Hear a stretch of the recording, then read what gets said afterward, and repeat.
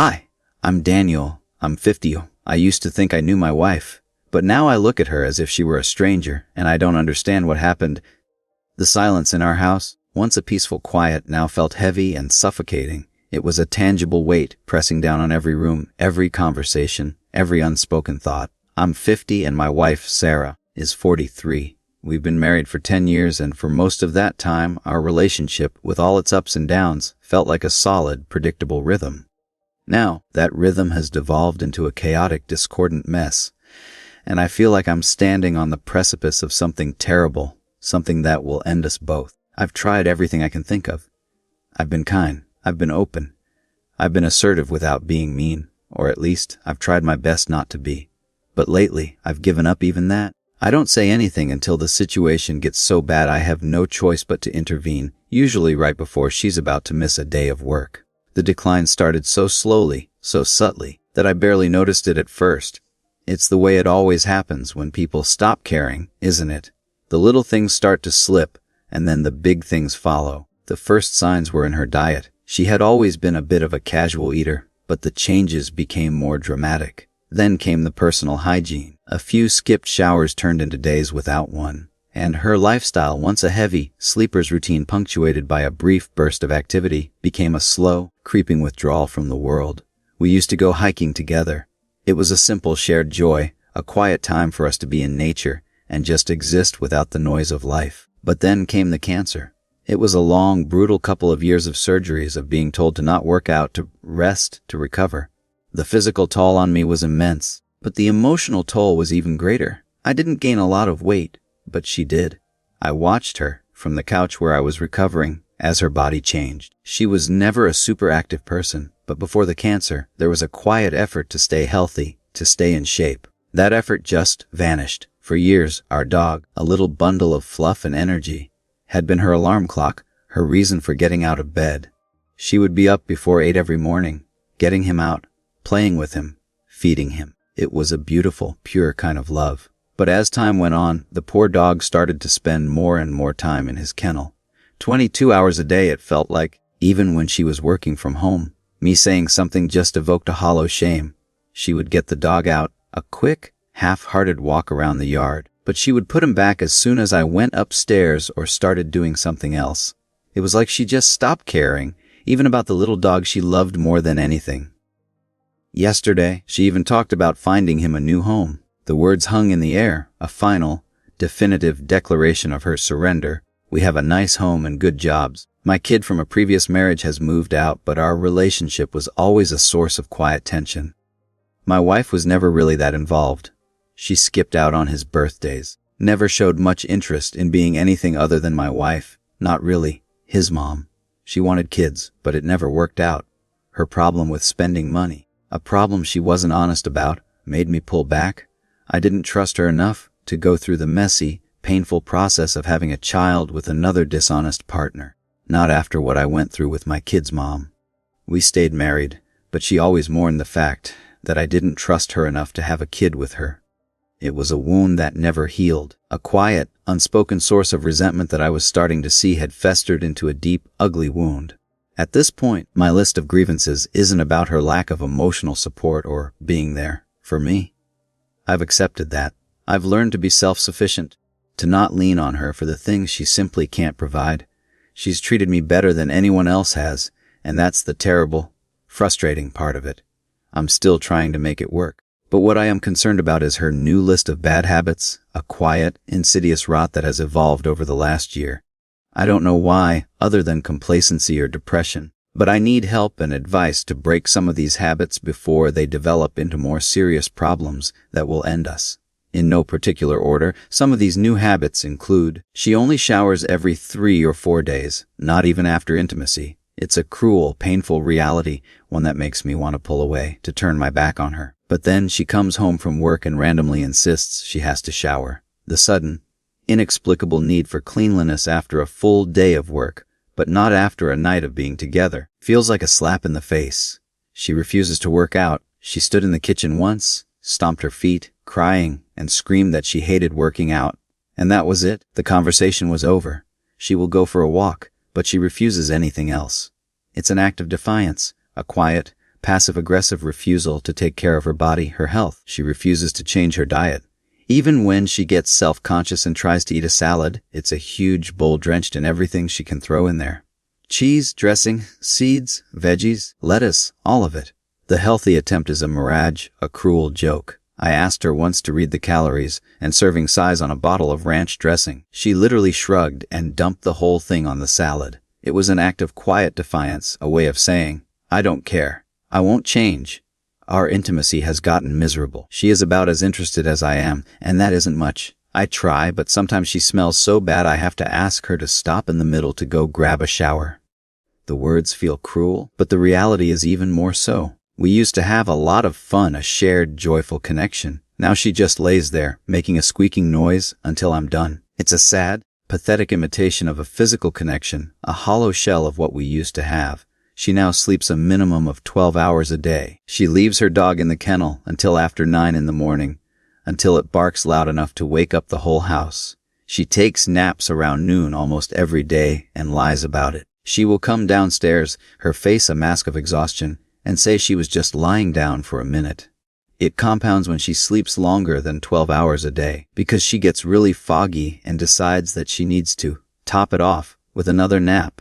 Sometimes it works, but most of the time she's a walking zombie for the rest of the day, a tired, unseeing ghost in her own home. She's never been a great housekeeper, and I've always accepted that. But she has become a serious slob over the last few months.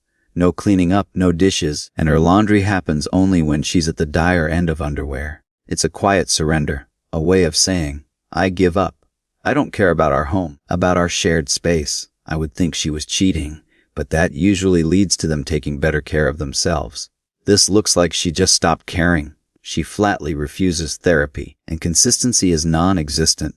Nothing lasts longer than a couple of days, then it's back to her crappy habits for another week or two before an episode of shame, and then an attempt at change or reconciliation that usually doesn't last longer than a day or so. She's been doing things that aren't previously, or growling and stuffing her face like a little kid when something tastes good, creating concoctions of sugary, fat kid awesomeness.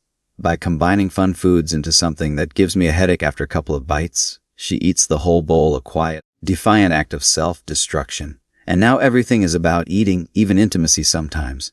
My doctor told us I was pre-diabetic, and she doubled down on buying cereals, candies, and insists on desserts for almost every meal. We never kept those things in the house before. We now eat out 5 nights a week, and she gets almost hostile if I suggest we eat at home. It's an act of quiet sabotage, a way of saying, if you're going to be unhealthy, I'm going to be unhealthy too. I'm going to take you down with me.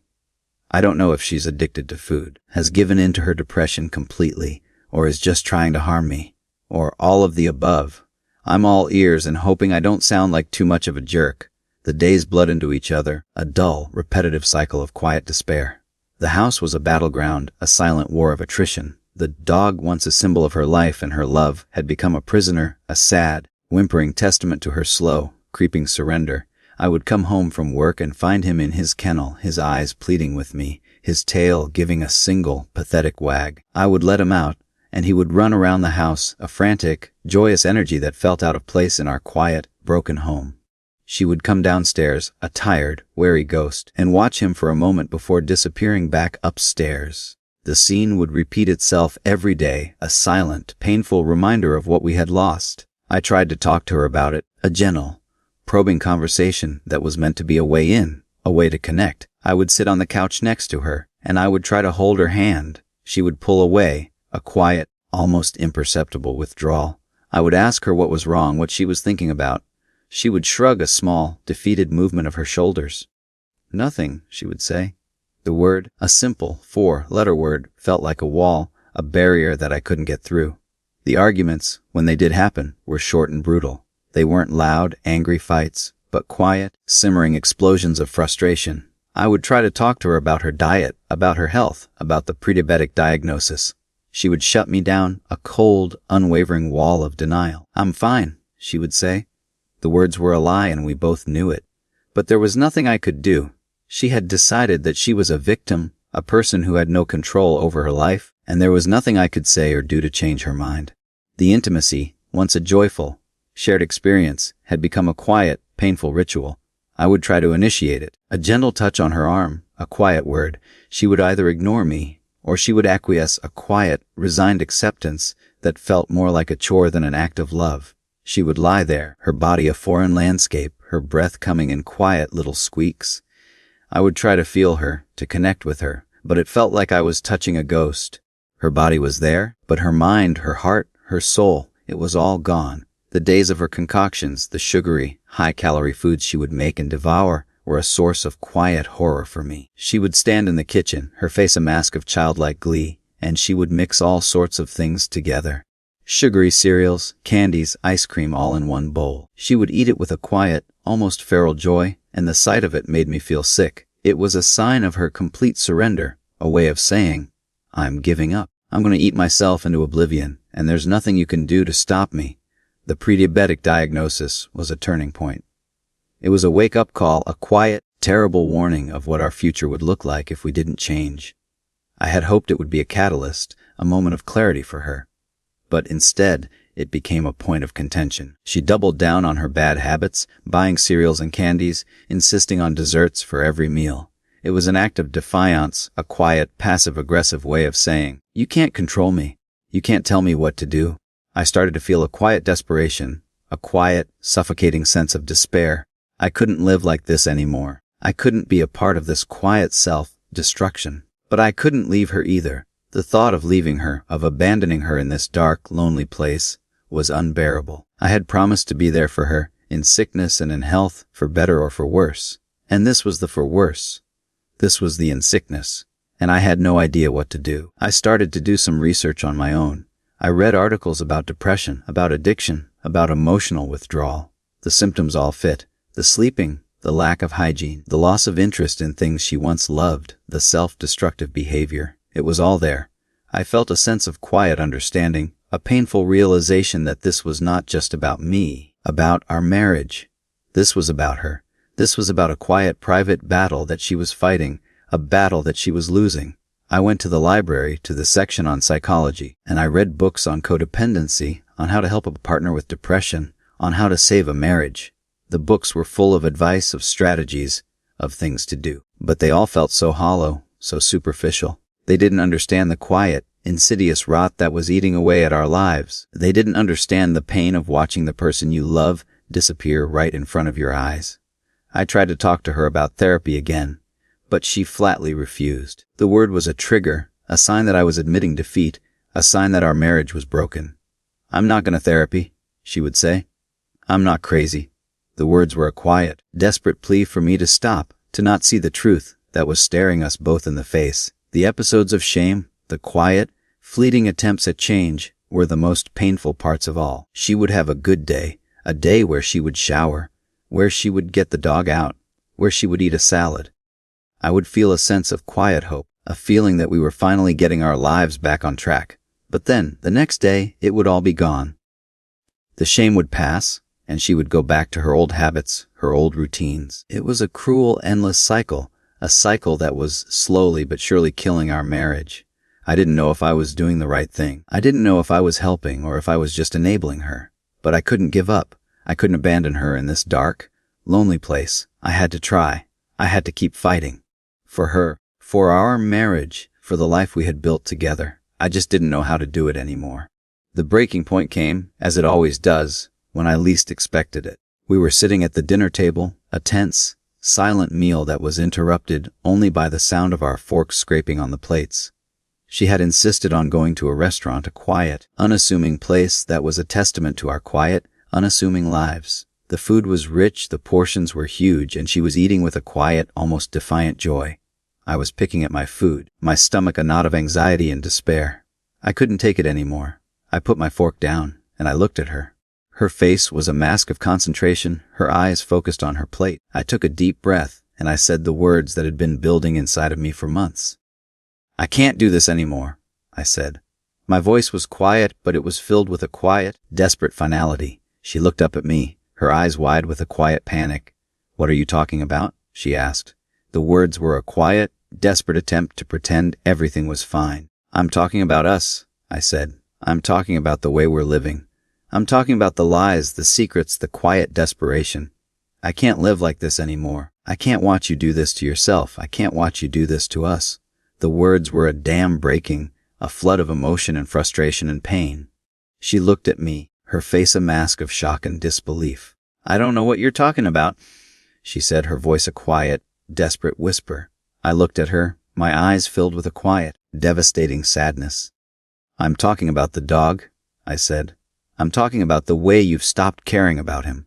I'm talking about the way you've stopped caring about yourself. I'm talking about the way you've stopped caring about us. The words were a quiet, gentle blow, a quiet, gentle truth. She looked at me, her eyes filled with a quiet, agonizing pain. A tear rolled down her cheek, and then another. The dam had finally broken. She started to cry, a quiet, broken sob that was filled with years of unspoken sadness, of quiet desperation, of a lifetime of self-loathing. She put her head in her hands, her shoulders shaking with the force of her grief. I sat there, my heart a knot of a quiet, agonizing pain. I had finally broken through her wall of denial, her quiet, defiant refusal to admit that something was wrong. But now, I had no idea what to do. I had no idea how to comfort her, how to help her, how to save her from the darkness that had consumed her. I reached across the table, and I took her hand. It was cold, and it was shaking. She didn't pull away. She just sat there, a broken, crumpled mess. I held her hand, my heart a quiet, agonizing drum against my ribs. I had finally found a way to reach her, a way to connect with her, a way to show her that I was still here, that I was still fighting for her. But now, the real work began. The long, difficult, and painful journey of healing. I had no idea what the future held. I had no idea if we would be able to put the pieces back together. But for the first time in a long time, I felt a sense of quiet hope. A sense of quiet, fragile possibility. And that, I realized, was a start. The week after that dinner was a delicate, terrifying dance. The air in the house was no longer thick with silent tension, but with a raw, exposed vulnerability. Sarah was still sleeping in, still leaving the dog kenneled longer than he should be, but the lies about her naps had stopped. The shame was still there, but now it was a shared burden, a quiet understanding that we were both looking at the same broken pieces. She was no longer a ghost in her own home. She was a wounded person, a person who was finally willing to let me see her pain. I started small. I would get up earlier and take the dog for a long walk. He would run and play, a joyous energy that felt like a healing balm on my soul. When I got back, I would make a healthy breakfast for both of us, a bowl of oatmeal with fruit, a small smoothie. She would eat it without a word, a quiet, almost imperceptible nod of thanks. It was a small victory, but it felt like a monumental one. I didn't push her. I didn't talk about the past. I didn't bring up the grievances that had once felt so large and so all-consuming. I just focused on the present. I focused on the small acts of kindness, on the quiet moments of connection. I would sit on the couch next to her and just be there. I would read a book or watch TV, or just stare into the quiet, reassuring glow of the fire. She would sit there, a silent presence, but she wasn't a ghost anymore. She was a person. She was my wife. The conversation about therapy was still a sore spot, but I knew I couldn't just drop it. I had to approach it from a different angle. I did some more research and found a therapist who specialized in couples counseling, someone who focused on communication and emotional healing. I didn't present it as a command, but as a plea. I sat her down on the couch, took her hand, and said, "I'm not asking you to go to therapy because you're broken. I'm asking you to go because I need help. I need help figuring out how to fix this, how to help you, and I can't do it alone." The words were an act of vulnerability, a quiet confession of my own inadequacy. She looked at me, her eyes filled with a quiet, heartbreaking sadness. "I don't know if I can," she said, her voice a quiet, broken whisper. "I don't know if I'm strong enough." "I'll be there with you," I said. "Every step of the way. We'll do it together. We'll figure this out together."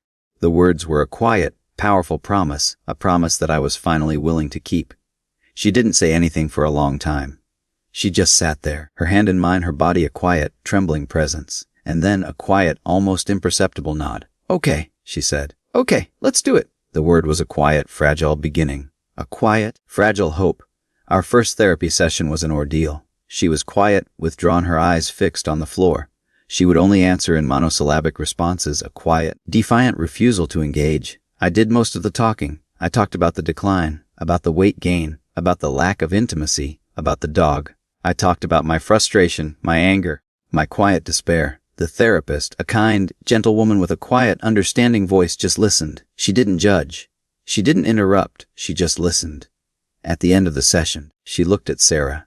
"Sarah," she said, her voice quiet and gentle, "I know this is hard, but what do you think is going on?" Sarah looked up at her, her eyes filled with a quiet, agonizing pain. She didn't say anything. She just a silent, trembling mess. The therapist didn't push. She just nodded, a quiet, reassuring gesture. "Okay," she said. "We'll start there. We'll start with just being here." The sessions continued. The progress was slow, agonizingly so. Sarah would have good days, days where she would talk, where she would open up, where she would cry. She would talk about her childhood, about her struggles with body image, about her sense of quiet inadequacy. She would talk about the prediabetic diagnosis, about the fear, about the shame. She would talk about the dog, about her guilt, about her quiet despair. And then she would have bad days. Days where she would just sit there, a silent, trembling mess. I learned to be patient. I learned to be a listener. I learned to not fix, but to just be there. I learned to not judge, but to just understand. I learned to not expect, but to just be grateful for the small victories. The quiet, fragile moments of connection. The small, almost imperceptible nods of a new beginning. The physical changes were slow too. She started taking the dog for walks again. Small, short walks at first, but then longer ones. She started eating healthier, a small, quiet effort to take care of her body, her health. The sugar concoctions disappeared, replaced by salads, by grilled chicken, by healthy, home-cooked meals. The intimacy, too, started to change. It was no longer a chore, a quiet, resigned acceptance. It was a slow, tentative reconnection. A gentle touch, a quiet word, a slow, gentle kiss. It was a beautiful, terrifying dance, a dance of two people who were trying to find their way back to each other. The road ahead was long, and I knew there would be bumps along the way. There would be moments of doubt, moments of pain, moments when the old fears would resurface. But we were no longer walking alone. We were walking together, two people who had faced their demons and had chosen to fight for a future that was built on honesty, on trust, and on a love that was strong enough to overcome even the deepest of betrayals. The shame I had felt, the embarrassment, it was all gone.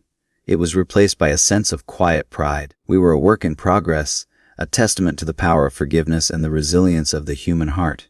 And that, I realized, was a story worth telling, a story worth fighting for. The house, once a silent battleground, was slowly beginning to feel like a home again. The quiet was no longer suffocating, it was peaceful. The air, once thick with unspoken words, was now filled with the gentle hum of conversation, the quiet sounds of a shared life. We were a different couple now, a new version of ourselves that was more honest, more vulnerable, and more in love than we had been in years. Sarah's journey was not a straight line. There were good days and there were bad days. There were days where she would wake up with a quiet, almost imperceptible sadness in her eyes, a sadness that I had come to recognize as a quiet, desperate plea for help. I would just be there. I would make her a cup of tea, or I would sit on the couch with her and just be silent. I would not ask, not push, not demand. I would just be present. It was an act of quiet, unconditional love. The therapy sessions continued, a long, difficult process of unraveling a lifetime of quiet pain. She talked about her childhood, about her parents' quiet, unspoken expectations. She talked about her body image, about the constant, nagging feeling that she was not good enough, that she was not thin enough, that she was not pretty enough. She talked about the failed attempts at having a child, about the shame, about the quiet, desperate feeling of failure. The words were a quiet, powerful confession, a confession that was both heartbreaking and beautiful. I learned so much about her, about the woman I thought I knew. I learned that her quiet, passive-aggressive behavior was not an act of malice, but an act of self-preservation. It was a way of saying, "I'm in pain, but I don't know how to ask for help." I learned that her self-destructive behavior was not an act of quiet sabotage, but an act of self-loathing. It was a way of saying, "I'm not worth it. I'm not worth saving." The words were a quiet, devastating truth, a truth that filled me with a profound sense of sadness and a quiet, fierce determination to save her. I started to be more open, more honest, more vulnerable with her. I talked about my own fears, about my own anxieties, about my own sense of quiet despair. I talked about the cancer, about the surgeries, about the quiet, terrifying fear that I would die and leave her alone. I talked about the way I had felt when she started to slip away, about the loneliness, about the quiet, suffocating sense of despair.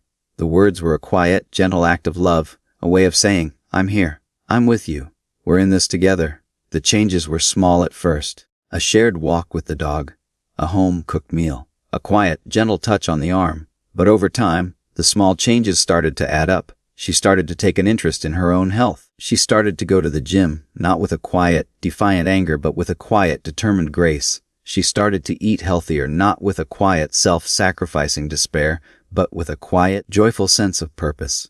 The changes were not just physical. They were emotional. They were spiritual. They were a quiet, beautiful testament to her ability to heal, to her ability to grow, to her ability to love herself. The intimacy, too, started to change. It was no longer a chore, a quiet, resigned acceptance. It was a slow, tentative reconnection. A gentle touch, a quiet word, a slow, gentle kiss. It was a beautiful, terrifying dance, a dance of two people who were trying to find their way back to each other. We would lie in bed, her body a quiet, gentle presence next to mine, and we would talk. We would talk about our day, about our fears, about our hopes, about our dreams. We would talk about the past, about the present, about the future. We were no longer two people living in the same house. We were a team, a partnership, a unit. The road ahead was long, and I knew there would be bumps along the way. There would be moments of doubt, moments of pain, moments when the old fears would resurface. But we were no longer walking alone. We were walking together, two people who had faced their demons and had chosen to fight for a future that was built on honesty, on trust, and on a love that was strong enough to overcome even the deepest of betrayals. The shame I had felt, the embarrassment, it was all gone. It was replaced by a sense of quiet pride. We were a work in progress, a testament to the power of forgiveness and the resilience of the human heart. And that, I realized, was a story worth telling.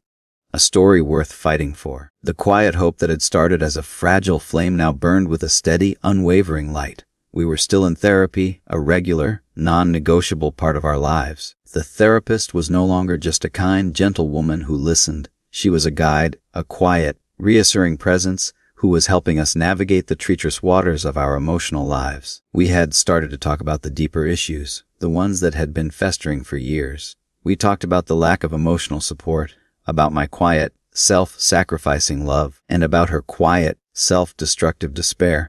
We talked about the quiet resentment that had festered between us, the unspoken words that had become a wall of silence. I learned that her fear of working out, the quiet, defiant refusal to take care of her body, was not about laziness or a lack of motivation. It was about a deep-seated fear of failure. She had tried to lose weight before, and she had failed. The shame, the quiet, agonizing sense of inadequacy, was a wound that had never healed. Her refusal to work out was an act of self-preservation, a way of saying, I can't try again. I can't fail again. The realization was a quiet, heartbreaking truth, a truth that filled me with a new sense of empathy and a quiet, fierce determination to help her. The food addiction, the sugary concoctions, the insistence on eating out, it was all a form of self-soothing, a quiet, desperate attempt to fill a void that she couldn't fill with love or with joy. The food was a quiet, constant companion, a comfort that never betrayed her, a comfort that was always there. The pre-diabetic diagnosis, instead of being a wake-up call, had become a quiet, triumphant act of self-destruction. It was a way of saying, I'm going to eat myself into oblivion, and there's nothing you can do to stop me. The words were a quiet, devastating truth, a truth that filled me with a profound sense of sadness and a quiet, fierce determination to save her. We started to cook together, a quiet, beautiful act of reconnection. We would go to the grocery store, and we would plan our meals together. We would talk about the recipes, about the ingredients, about the flavors. We would stand in the kitchen, her body a quiet, gentle presence next to mine, and we would chop and stir and season. The food we made was simple, healthy, and delicious, and it was a quiet, beautiful testament to our newfound connection, our newfound love. The dog, too, was a part of our healing journey. He was no longer a prisoner, a sad, whimpering testament to her quiet despair. He was a symbol of our renewed commitment, a quiet, joyous presence in our lives. She would take him for long walks, her body a quiet, graceful presence, her face filled with a quiet, peaceful joy. She would play with him, her laughter a quiet, beautiful sound that filled the house with a sense of quiet, peaceful joy. Our intimacy, too, started to change. It was no longer a chore, a quiet, resigned acceptance. It was a slow, tentative reconnection. A gentle touch, a quiet word, a slow, gentle kiss. It was a beautiful, terrifying dance, a dance of two people who were trying to find their way back to each other. We would lie in bed, her body a quiet, gentle presence next to mine, and we would talk. We would talk about our day, about our fears, about our hopes, about our dreams. We would talk about the past, about the present, about the future. We were no longer two people living in the same house. We were a team, a partnership, a unit.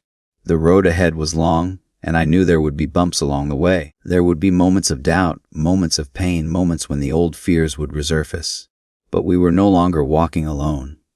We were walking together, two people who had faced their demons and had chosen to fight for a future that was built on honesty, on trust, and on a love that was strong enough to overcome even the deepest of betrayals. The shame I had felt, the embarrassment, it was all gone. It was replaced by a sense of quiet pride. We were a work in progress, a testament to the power of forgiveness and the resilience of the human heart. And that, I realized, was a story worth telling, a story worth fighting for,